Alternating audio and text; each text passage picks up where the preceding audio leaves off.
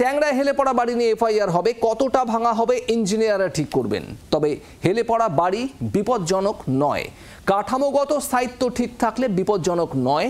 ট্যাংরায় হেলে পড়া বহুতল নিয়ে মন্তব্য মেয়র ফিরহাদ হাকিমের।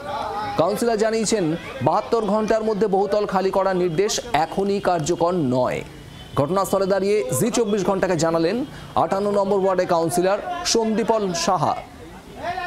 বাড়ি খালি করার নোটিশে এখনো দুশ্চিন্তায় বহুতলের আবাসিকরা। কোথায় যাবেন বুঝতে পারছেন না তারা। দুটি বাড়ির মধ্যে যেটি আগে তৈরি হয়েছে তার কোনো স্যাংশন প্ল্যান পুরসভার রেকর্ডে নেই। বাড়ির বাসিন্দাদের কাছে যা নথি আছে তা নিয়ে তাদের পুরসভায় দেখা করতে বলা হয়েছে। নির্মীয়মান বাড়ির প্রমোটার এখনো বেপাত্তা।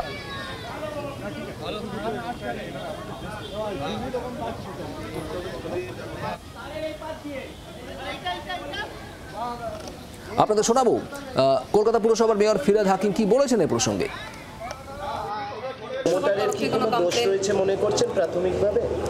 নিশ্চিতভাবে উনি এখনো আমাদের স্যাংশন প্ল্যান দেখাতে পারেননি।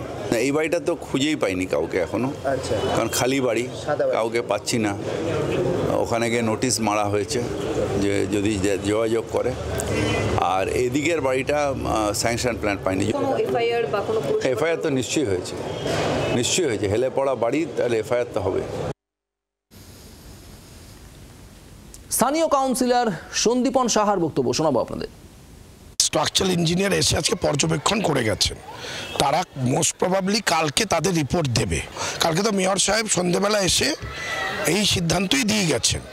আবাসিকদের সাথে আমরা কথা বলেছি, মেয়র সাহেব নিজে কথা বলেছেন, তাদেরকে আশ্বস্ত করে গেছেন।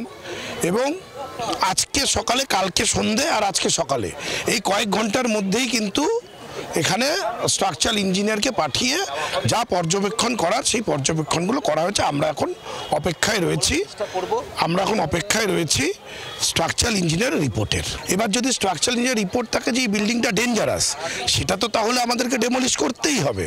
তখন এদেরকে কোথাও শিফট করতে হবে, করে এটাকে ডেমলিশ করে এখানে একটা বাংলার বাড়ি তৈরি করে দিয়ে যারা আবাসিক তাদেরকে সেখানে জায়গা করে দেওয়া হবে।